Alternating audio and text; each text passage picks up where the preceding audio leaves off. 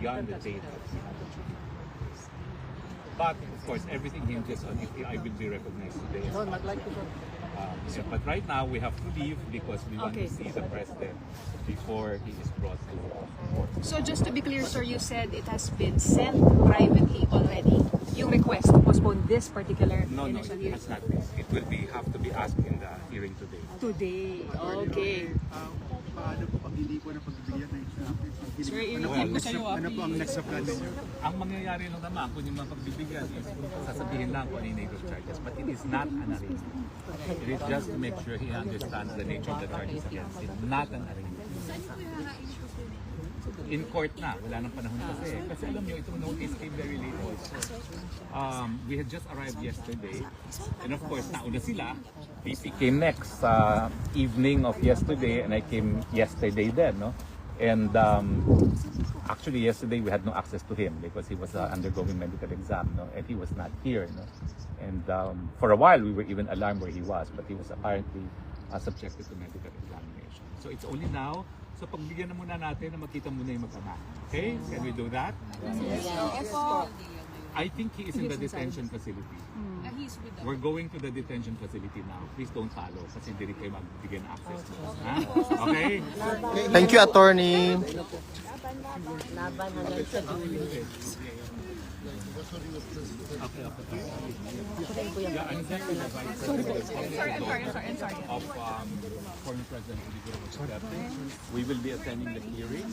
There's only been one lawyer recognized, who is Attorney Megadea, who is the lawyer who flew with him to the case. We are entering our appeal.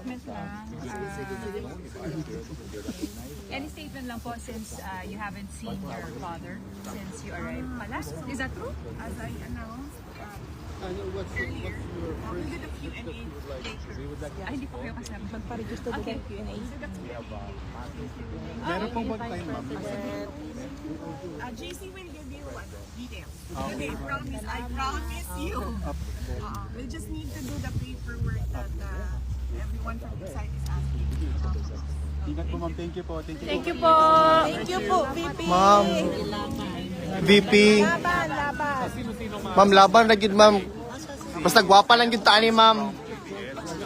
Okay. Basta Pilipina, gwapa gid ka, ma'am. Of course. Basta ikaw. SMN na yung pakisabi. Sasabi ka pa.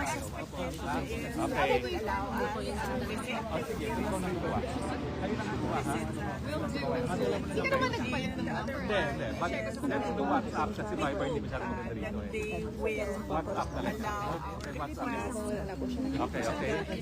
SMNI! Thank you. Basta, ma'am, mag-ampo gid mi, nag-i-move na gid. Gwapa biya ka. Of course. Yes, ma'am.